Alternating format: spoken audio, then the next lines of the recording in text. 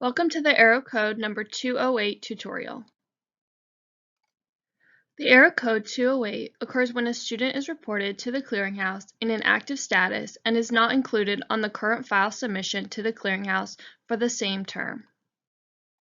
To resolve error code number 208, you'll first need to log on to our secure site. Once you've selected the correct error report to make corrections to, you'll see the full list of errors that need corrections. To view the list of students that are flagging error code number 208, please select the error code from the list on the left side of the table. Once you click on the error number, you'll be brought to the error description as well as the entire list of students that are flagging the error.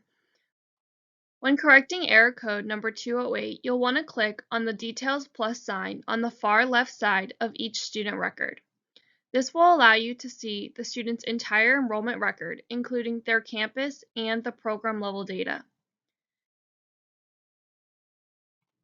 So now that you're able to view the campus and program level data under error code 208, you'll be prompted to update all of the program data on the record that is missing a status and status start date, or if the enrollment status conflicts with the status reported at the campus level. Per NSLDS guidance, the enrollment and status start dates for the student should match the campus enrollment status and status start date unless the student has graduated or withdrawn from one program and is still enrolled in another program. So, if the student has 6 credits in one program and 6 in another program and is full-time, the enrollment status for both programs should be set to full-time. Once you've updated the student's enrollment status and the status start date accordingly at the campus and any applicable programs, you can then click the Submit for Validation button to clear the error. If Submit for Validation is clicked and the student has been corrected to either a decrease in enrollment status or a closed status with a blank status start date, a pop-up will be presented requesting that a status start date be provided. If Group Edit is selected and you are either inputting a decrease in enrollment status or a closed status with a blank status start date, when Update and Submit for Validation is clicked, a pop-up will be presented to you requesting that the status start date be provided. When the pop-up is closed, the status start date field will be highlighted, selected, and enabled for edit.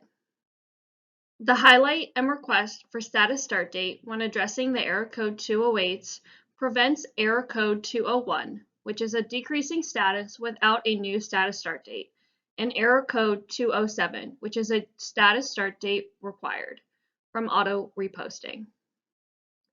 When submitting corrections for error code 208s through the mass correction screen, you'll be presented with a pop-up if you try to submit a closed enrollment status such as withdrawn, graduated, or deceased with a blank status start date. When the pop-up is closed, the status start date field will be highlighted, selected, and enabled for edit.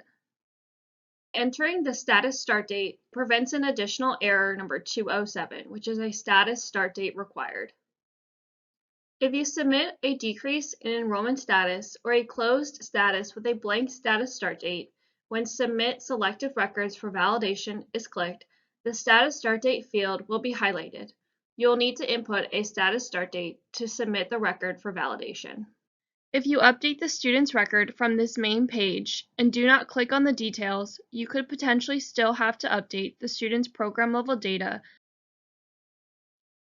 From this main page, on Group Edit or Mass Correction, if you update student records to a status of withdrawn or deceased, upon submitting for validation, you'll have the option to apply the campus status and status start date to all programs with an open status of full-time, three-quarter time, half-time, or less than half-time, or have it returned as a separate error. If you want to update the student's record to a status other than withdrawn or deceased, and need to update program statuses and program status effective dates, expand the record to update the individual student record. If you have any additional questions, please feel free to reach out to us at schoolops@studentclearinghouse.org.